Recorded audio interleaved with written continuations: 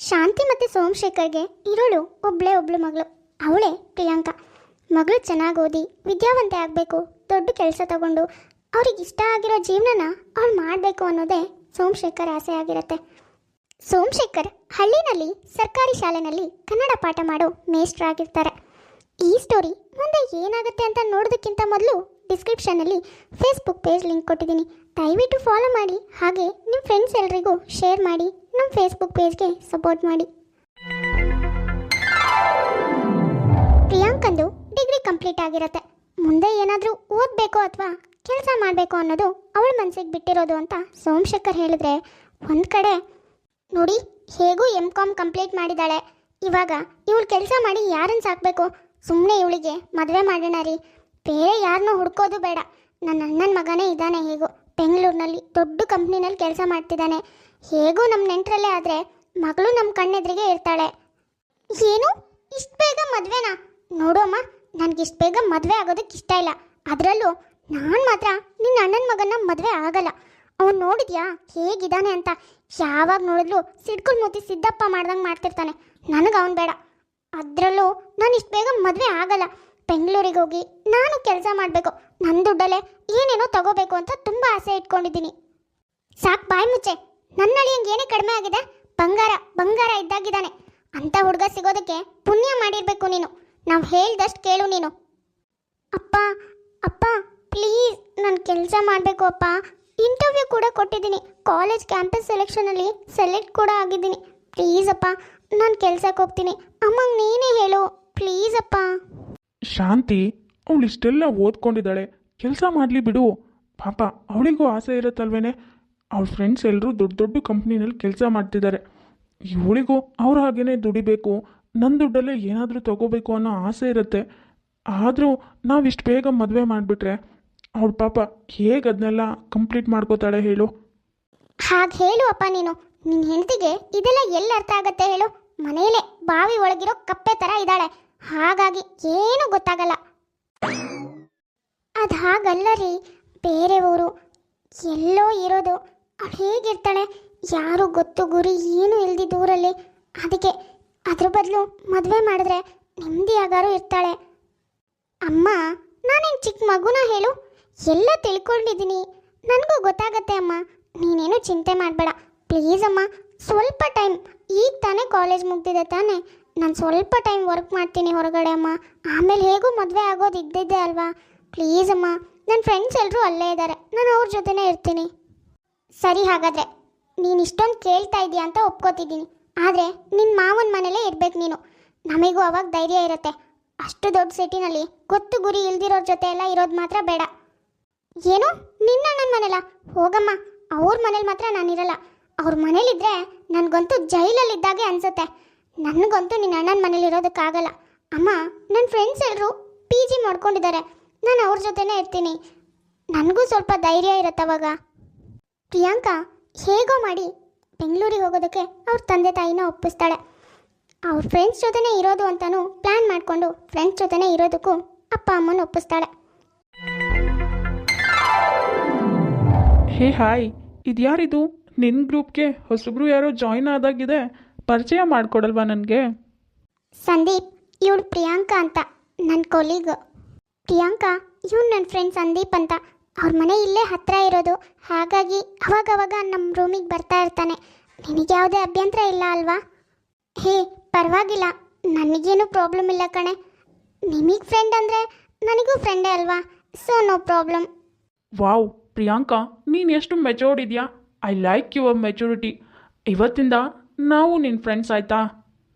ಅದಕ್ಕೇನಂತೆ ಸಂದೀಪ್, ನನಗೂ ಇಲ್ಲಿ ಯಾರೂ ಪರಿಚಯ ಇಲ್ಲ.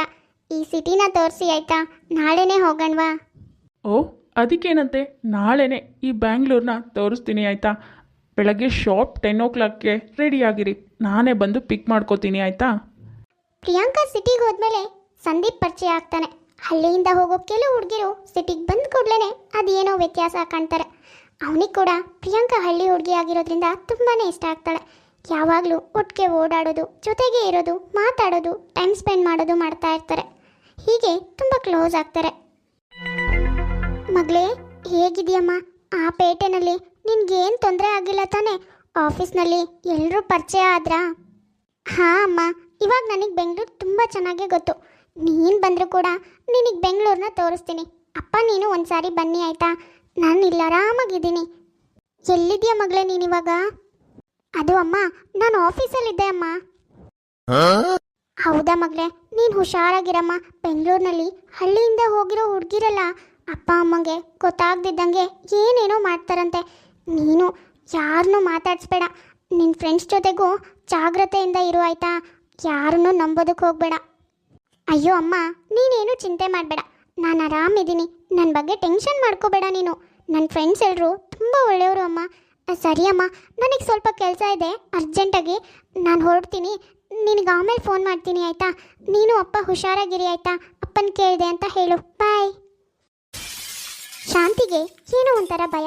ಹಳ್ಳಿಯಿಂದ ಸಿಟಿ ಕಡೆ ಬಂದಿರೋ ಕೆಲವು ಹೆಣ್ಮಕ್ಳು ಪ್ರತಿ ವಿಷಯದಲ್ಲೂ ತುಂಬಾ ಬದಲಾಗಿರ್ತಾರೆ. ಹಾಗಾಗಿ ಮಗಳು ಏನಾದರೂ ತಪ್ಪು ಮಾಡ್ತಾಳೇನೋ ಫ್ರೆಂಡ್ಸ್ ಜೊತೆಗೆ ಸೇರಿ ಅಂತ ಯಾವಾಗಲೂ ಜಾಗ್ರತೆಯಿಂದ ಇರೋದಕ್ಕೆ ಹೇಳ್ತಾನೆ ಇರ್ತಾಳೆ.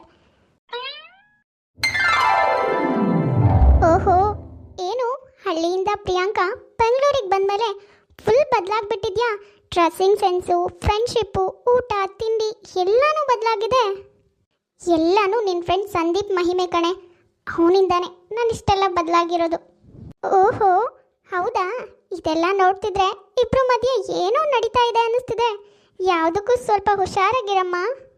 ಹೇ, ಹಾಗೆಲ್ಲ ಏನೂ ಇಲ್ಲ ಕಣೆ. ನಾನು ಅವನು ಜಸ್ಟ್ ಫ್ರೆಂಡ್ಸ್ ಅಷ್ಟೇ. ನಮ್ಮಿಬ್ಬರ ಮಧ್ಯೆ ಏನೂ ಇಲ್ಲವೇ? ಓಹೋ, ಏನೂ ಇಲ್ಲ ಅನ್ನೋದ್ರಲ್ಲೇ ಏನೂ ಇದೆ ಅಂತ ನನಗೆ ತುಂಬ ಚೆನ್ನಾಗಿ ಗೊತ್ತಾಗ್ತಿದೆ. ಸರಿ ಸರಿ, ಕ್ಯಾರಿ ಆನ್. ನೀನುಂಟು ಅವನುಂಟು, ಮಧ್ಯದಲ್ಲಿ ನಾನು ಯಾರು? ಅದು ಏನು ಗೊತ್ತೇನೆ, ನಾನು ರೂಮ್ ಶಿಫ್ಟ್ ಮಾಡಬೇಕು ಅಂದ್ಕೊಂಡಿದ್ದೀನಿ. ನಾನು ಸಂದೀಪ್ ಒಟ್ಟಿಗೆ ಇರಬೇಕು ಅಂತಲೂ ಅಂದ್ಕೊಂಡಿದ್ದೀವಿ. ವಾವ್, ಎಂಥ ಒಳ್ಳೆ ನ್ಯೂಸ್ ಹೇಳಿದೆ. ನಿನಗೆ ಗೊತ್ತಾ, ಅವನು ತುಂಬ ರಿಚ್ ಇದ್ದಾನೆ ಕಣೆ. ಅವನ್ನೆಲ್ಲಾದರೂ ನೀನು ಮದುವೆ ಆದರೆ ನೀನು ಸೆಟ್ಲ್ ಆದಾಗೆ. ತುಂಬ ಶ್ರೀಮಂತ ಅವನು. ಆರಾಮಿರತ್ತೆ ಲೈಫು. ಸಂದೀಪ್ ತುಂಬ ಶ್ರೀಮಂತಿಕೆ ಇರೋ ಹುಡುಗನೇ. ಪ್ರಿಯಾಂಕನ ಜೊತೆಗೆ ತುಂಬ ಕ್ಲೋಸ್ ಆಗೇ ಇರ್ತಾನೆ. ಅವರಿಬ್ಬರು ಫ್ರೆಂಡ್ಶಿಪ್ ಪ್ರೀತಿಯಾಗಿ ಬದಲಾಗಿರುತ್ತೆ. ಸಿಟಿಗೆ ಬಂದಿರೋ ಹೊಸದ್ರಲ್ಲಿ ಫ್ರೆಂಡ್ಸ್ ಜೊತೆಗೆ ತುಂಬ ಶಿಸ್ತಾಗಿ ಓಡಾಡ್ತಿದ್ದೋಳು ಇವಾಗ ಅರೆ ಫ್ಯಾಷನ್ ಆಗಿರೋ ಬಟ್ಟೆ ಹಾಕ್ಕೊಂಡು ತಾನು ಪ್ರೀತಿ ಮಾಡ್ತಿರೋ ಹುಡುಗನ ಜೊತೆಗೆ ಪಾರ್ಟಿ ಪಬ್ಬು ಅಂತೆಲ್ಲ ತಿರುಗ್ತಾ ಇರ್ತಾಳೆ. ಅದ್ರ ಜೊತೆಗೆ ಅವನ ಜೊತೆಗೆ ರೂಮ್ ಮಾಡಿಕೊಂಡು ಒಟ್ಟಿಗೆ ಇರ್ತಾರೆ. ನೋಡಿದ್ಯಾ, ಮೊದಲೆಲ್ಲ ಸಂದೀಪ್ ನಿನ್ನ ಜೊತೆನೇ ಸುತ್ತಾಡ್ತಾ ಇದ್ದ. ಆದರೆ ಇವಾಗ ನೀನೇ ಪರಿಚಯ ಮಾಡಿಕೊಟ್ಟಿರೋ ಪ್ರಿಯಾಂಕ ಜೊತೆಗೆ ಸುತ್ತೋದು, ತಿರುಗೋದು, ತಿನ್ನೋದು ಎಲ್ಲನೂ ಮಾಡ್ತಾ ಇದ್ದಾನೆ. ಅಯ್ಯೋ ಸಾಕು, ಸುಮ್ಮನೆ ಇರ್ತೀಯಾ? ಇಷ್ಟು ದಿನ ನನ್ನ ಜೊತೆಗಿದ್ದೋನು ಇವಾಗ ಅವಳು ಸಿಕ್ಕಿದ್ಲು ಅಂತ ಅವಳ ಜೊತೆಗೆ ಹೋಗಿದ್ದಾನೆ. ಇನ್ನೊಂದು ಸ್ವಲ್ಪ ದಿನ ಇರು, ಇನ್ನೊಬ್ಳು ಯಾರೋ ಸಿಕ್ಕಿದ್ಲು ಅಂತ ಇವಳನ್ನ ಬಿಟ್ಟು ಮತ್ತೆ ಇನ್ಯಾರ್ದೋ ಜೊತೆ ಹೋಗ್ತಾನೆ. ಏನು ಏನೇ ಹೇಳ್ತಿದ್ಯಾ ನೀನು? ಅವನು ಹೀಗೆ ಅಂತ ಗೊತ್ತಿದ್ದು ಅವಳ ಜೊತೆ ಕಳಿಸಿದ್ಯಲ್ಲ, ಅವಳಿಗಿದೆಲ್ಲ ಹೇಳೋದಲ್ವೇನೆ? ಪಾಪ ಕಣೆ ಅವಳು, ಅವನ್ನ ನಂಬಿದಾಳೆ. ಅಯ್ಯೋ ಸಾಕು, ಸುಮ್ಮನೆ ಇರೆ. ಅವಳೇನು ಚಿಕ್ಕ ಮಗುನೇನೆ, ಎಲ್ಲ ಗೊತ್ತಾಗತ್ತೆ ತಾನೆ. ಇವಾಗ ನಾವು ಹೇಳಿದ್ರು ನಂಬಲ್ಲ. ಏನಾದರೂ ಮಾಡ್ಕೊಂಡ್ಲಿ ಬಿಡೆ. ಅವಳ ಲೈಫು. ಅಪ್ಪ ಅಮ್ಮಂಗೆ ಸುಳ್ಳು ಹೇಳಿ ಇವನ ಜೊತೆ ಸುತ್ತೋದಕ್ಕಾಗತ್ತೆ, ಇವನ ಜೊತೆ ಇರೋದಕ್ಕಾಗತ್ತೆ. ಇವನಿಗಿನ್ನೇನು ಸುಳ್ಳು ಹೇಳಿ ಬೇರೆ ಯಾರ ಜೊತೆ ಸುತ್ತಾಡ್ತಿದ್ದಾಳೋ ಏನೋ. ನಮ್ಗೆ ಯಾಕೆ? ಏನಾದರೂ ಮಾಡ್ಕೊಂಡ್ಲಿ. ಫ್ರೆಂಡ್ ಅಂತ ಪರಿಚಯ ಮಾಡಿಸ್ಕೊಟ್ರೆ ನನ್ನ ಹುಡುಗನ ನನ್ನಿಂದ ದೂರ ಆಗೋ ಹಾಗೆ ಮಾಡಿದ್ಲು. ಏನೋ ಅವನ ದುಡ್ಡಲ್ಲಿ ಆರಾಮಾಗಿ ಜೀವನ ನಡೆಸ್ತಾ ಇದ್ದೆ, ಆದರೆ ಹಾಳಾದವಳು ಮಧ್ಯದಲ್ಲಿ ಬಂದ್ಲು. ಸಂದೀಪ್ ನಾವು ಅಂದ್ಕೊಂಡಿರೋ ಅಷ್ಟೇನು ಒಳ್ಳೆಯವನಾಗಿರಲ್ಲ. ಅವನಿಗೆ ಬೇಕಾದಾಗ ಬೆಳೆಸ್ಕೊಂಡು ಬೇಡದೇ ಇರುವಾಗ ಬಿಟ್ಟೋಗ್ತಾನೆ. ಇದ್ಯಾವುದು ಪ್ರಿಯಾಂಕನಿಗೆ ಗೊತ್ತಿರೋದಿಲ್ಲ. ಪ್ರಿಯಾಂಕಾ ಇವಾಗಿವಾಗ ತಂದೆ ತಾಯಿ ಜೊತೆಗೆ ಸುಳ್ಳು ಕೂಡ ಹೇಳ್ತಾ ಇರ್ತಾಳೆ. ಪಾಪ, ಹಳ್ಳಿನಲ್ಲಿರೋ ತಂದೆ ತಾಯಿಗೆ ಸಿಟಿನಲ್ಲಿ ಮಕ್ಕಳು ಏನು ಮಾಡ್ತಿದ್ದಾರೆ ಅಂತ ಹೇಗೆ ತಾನೇ ಗೊತ್ತಾಗತ್ತೆ? ಮಕ್ಕಳು ಹೇಳ್ತಿರೋದೆಲ್ಲ ನಿಜ ಅಂದ್ಕೊಂಡಿರ್ತಾರೆ.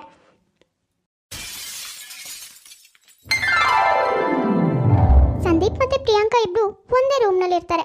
ಒಂದೇ ರೂಮ್ನಲ್ಲಿ ಇದ್ದಾರೆ ಅಂದರೆ ಮದುವೆ ಆಗದಿರೋ ಈ ಹುಡುಗ ಹುಡುಗಿ ಅವರಿಬ್ಬರ ಮಧ್ಯೆ ಏನೂ ನಡೀದೇ ಇರೋದಕ್ಕೆ ಸಾಧ್ಯನೇ ಇಲ್ಲ.